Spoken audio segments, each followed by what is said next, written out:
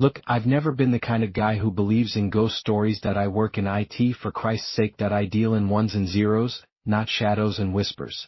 But what happened to me and Rachel in Astoria, Oregon, it's made me question the solidity of everything. Even the ground under my feet. That IT started, like so many weird things do, with a Reddit thread that I was visiting Rachel for a long weekend. We'd met at a tech conference in Portland 6 months earlier, and what was supposed to be a one-night thing had stubbornly refused to end. She lived in this old, converted cannery building right on the Columbia River in Astoria. The place had character, I'll give it that: exposed brick, giant windows that looked out onto the water, and this constant damp chill that even the radiators couldn't quite beat back. I was scrolling through r/Astoria on my phone, killing time while she finished getting ready. That we were supposed to go get dinner. The subreddit was a mix of the usual small-town stuff. Lost dogs, complaints about tourist traffic, debates about which brewery was best. But then I saw a thread with a title that made me pause. **** seen him again last night. ***. The post was from a user named Riverwatcher87. ***, third time this month. Woke up around 3 a.m., felt like I was being watched. Looked out my bedroom window on Franklin Avenue. He was just standing there, under the streetlight across the road. Just a tall, thin-shaped .no face I could see, just dark, staring right at my window. I blinked, maybe for a second, and he was gone. No sound of footsteps. Nothing. My cat hasn't stopped hiding under the bed since. The comments were a chorus of "Me too," dozens of them. People from all over town, from the historic homes up on the hill to the more modern places down by the waterfront, all reporting the same thing. A silent, faceless watcher in the night. A figure that appeared and vanished without a sound, leaving behind only a deep, primal sense of being prey. They'd all only seen him from the corner of their eye or in a half-awake daze. No one had a photo. No one had seen him up close. The local police comments were dismissive, suggesting overactive imaginations and the fog playing tricks. "Almost ready," Rachel called from the bedroom. "Just can't decide on a jacket." I looked up from my phone. She was standing in the doorway, one hand on the frame, the other holding up 2 different leather jackets. She was wearing a simple black top and jeans so tight they looked painted on. The shirt was cut just low enough to hint at the curve of her breasts without really showing anything, and my eyes kept getting stuck there, tracing the line where soft skin met dark fabric. She had this way of standing, one hip cocked, that made everything about her seem both effortless and intensely deliberate. That I felt that familiar low pull of desire, a warmth that was a stark contrast to the cold dread I'd just been reading about. "The brown one," I said, my voice a little rough. "It's colder out there than it looks." She smiled, a slow knowing thing that told me she'd caught me staring. "Brown one it is." She turned to go back into the bedroom, and I watched the way her jeans hugged the perfect, swaying curve of her hips. For a moment, the silent watcher was forgotten, replaced by the much more immediate and pleasant tension of the night ahead. We ended up at a dimly lit pub called the Wet Dog, down on the main drag. The air was thick with the smell of fried fish and rain. We got a booth in the back, and Rachel slid in opposite me, shrugging off the brown leather jacket. The movement made her top stretch tight across her chest, and I had to force my eyes up to her face. She had these incredible cheekbones, sharp and high, and her lips always looked glossy, even when she wasn't wearing anything. "So what were you so engrossed in on your phone earlier?" she asked, taking a sip of her local IPA. "Oh, just some weird local Reddit stuff," I said, trying to sound casual. "People talking about seeing some guide at a peeping Tom or something." She raised an eyebrow. "A peeping Tom? In Astoria? That's more of a suburban soccer mom fear, isn't it?" This seemed different, I said, struggling to articulate the chill the thread had given me. "They're saying he's silent, that he doesn't have a face, that he just disappears." Rachel laughed, a light, musical sound that felt out of place. "Oh, you found the shadow stalker threads. That it's a whole thing here. Local boogeyman. Mrs. Gable, the old lady who lives downstairs from me, she swears he was looking in her kitchen window last week. Said he was taller than any man, and smelled like wet stones." She rolled her eyes, but I saw a faint tremor in her hand as she set her glass down. "It's just gossip. The fog here does weird things to the light. Makes people see stuff." I wanted to believe her. It was the sane, rational response. But the sheer number of reports, the specific, consistent details, it nagged at me that it was then that I noticed the man sitting alone at the bar, that he was tall and gaunt, wearing a long dark coat that seemed too heavy for the weather, that he wasn't drinking, that he wasn't looking at his phone. He was just sitting, perfectly still, his head tilted slightly as if listening to the conversations around him, and he was looking directly at our booth. Not at the pub, not at the game on TV behind us. I felt a jolt, like a static shock, that I nudged Rachel's foot under the table with mine. "Don't look now," I muttered, "but that guy at the bar, is he staring at us?" A playful smirk touched her lips. "What, are you jealous?" She started to subtly turn her head. "I'm serious, Ratch, just a glance."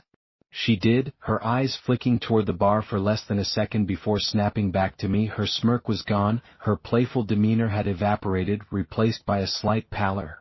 "Okay, that's intense," she whispered. "Who is that?" "I don't know." I risked another look that he was still staring. His face was long and pale, with deep-set eyes that were so dark they looked like holes punched in paper, that I couldn't tell what color they were. His hair was black and lank, falling over his high forehead, that he didn't look away when I made eye contact, that he didn't acknowledge me at all, that he just continued his silent, unwavering observation. My skin began to crawl. This wasn't the normal glance of someone people watching.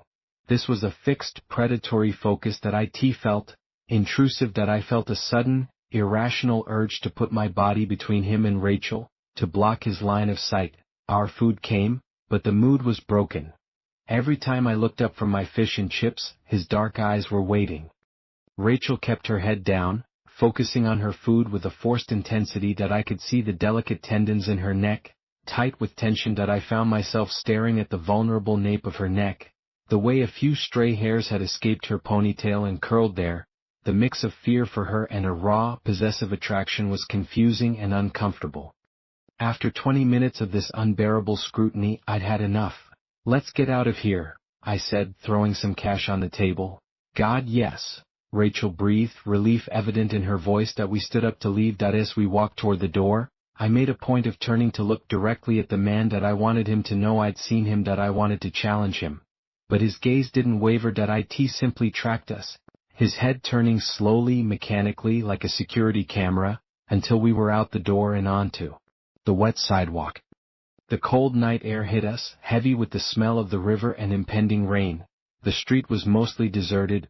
"What the hell was that?" Rachel said, her voice shaky as she zipped up her jacket. She hugged herself, and the action pulled her shirt tight across her breasts again. My eyes dipped down for a split second. A stupid, automatic response, even amidst the fear that I felt, a flush of guilt. "I have no idea," I said, putting my arm around her shoulders, pulling her close, that I was trying to be comforting, but the feel of her body against mine, the scent of her shampoo mixed with the leather of her jacket, was distracting. "Creepy guy. Probably just a lonely weirdo." "He didn't look lonely," she murmured into my shoulder. "He looked empty." We started walking back toward her apartment. The streets of Astoria were poorly lit, pools of jaundiced light from the vintage street lamps separated by long stretches of deep shadow. Our footsteps echoed too loudly on the pavement.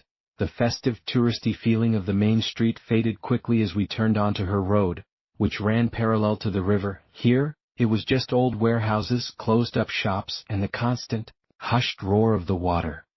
About halfway home, Rachel stopped dead. "My phone," she said, patting her pockets. "I think I left it at the pub. On the seat." "Shit." I looked back the way we came. The pub was a good 10-minute walk back.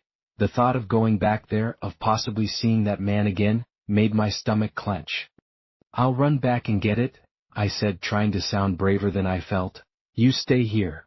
"No way," she said, her eyes wide. "I'm not standing here alone. I'll come with you." We turned around and started walking back, much faster this time. The sense of unease was back, multiplied. Every shadow seemed to twitch, every distant sound, the creak of a boat mooring, the cry of a gull, made us jump. I kept my arm around her, my hand resting on the firm curve of her waist, my thumb unconsciously stroking the soft leather of her jacket. The physical contact was as much for my comfort as hers. We got to the pub. The door was locked, the lights were off inside. Closed? Shit. Rachel whispered, her shoulders slumping. She tried the door handle anyway that it was firmly locked. She pressed her face against the glass, cupping her hands around her eyes to peer inside. The pub was dark and empty. It must have fallen between the seats, she said, her voice thick with frustration. I'll have to come back in the morning. As we turned away from the door, a movement across the street caught my eye. He was there.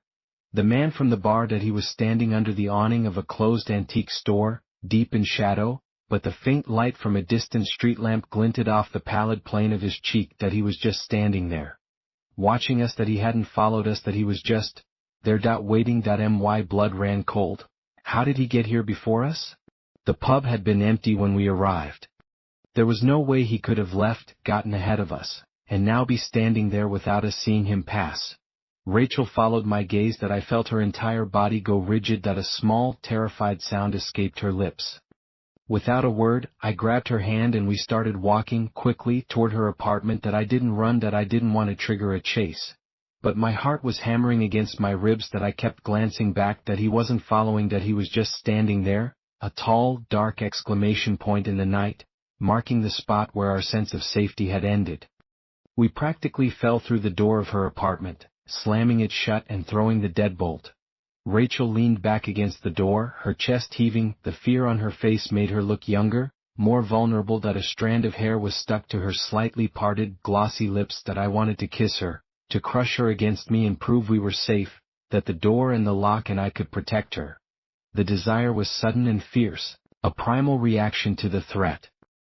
He was waiting for us, she breathed, her eyes wide. How did he know? I don't know, I said, my own voice unsteady. That I walked to the large window that overlooked the street and peered out through the blinds. The street was empty. No sign of him. That I spent the next hour trying to calm us both down. That I poured us glasses of whiskey. That I made a joke about the Astoria Ambler, that fell completely flat. I put on some mindless TV. But the atmosphere in the apartment had changed. That it felt thinner, like the walls were just stage props. The cozy, exposed brick charm was gone, replaced by the feeling of a fishbowl. Rachel finally drifted off to sleep on the couch, her head in my lap. That I sat there, stroking her hair, watching some late-night comedy show without hearing a word. The whiskey warmth in my stomach couldn't compete with the cold knot of anxiety in my chest. My mind kept replaying the image of the man. His empty stare, his impossible relocation, the sheer wrongness of his presence. I must have dozed off myself, because the next thing I knew, the TV was off and the room was lit only by the faint blue glow of the router. The apartment was silent. Too silent. The usual hum of the refrigerator was gone. The power was out, and it was cold. Colder than it should have been. Rachel was still asleep in my lap, her breathing deep and even. I carefully extricated myself, laying her head gently on a cushion. My legs were stiff, the digital clock on the microwave was dark. The only light came from the window. I walked to the window and looked out. The street lights were out too. The whole neighborhood was plunged into an profound darkness, broken only by the faint, ghostly glow of the fog rolling in off the river. It slithered through the streets, muffling what little sound there was. That's when I saw him. He was standing directly across the street, in the exact center of the road. He was just a black silhouette against the slightly lighter gray of the fog. But I knew it was him. The height, the unnatural stillness. He was looking up at our window. My breath caught in my throat. I froze, hoping the darkness of the room would hide me. Had he seen me? He didn't move. He was just a statue, a cutout of a man, paying silent homage to our apartment.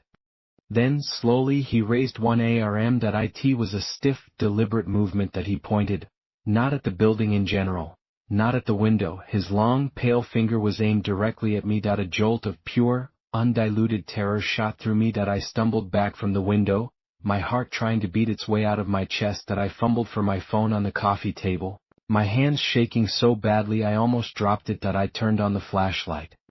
The beam cut through the darkness, illuminating Rachel on the couch. She was still asleep, curled on her side. The light played over the curve of her hip, the long line of her thigh beneath the tight jeans. The sight, so normal and so intimately beautiful, was a stark, terrifying contrast to the thing outside.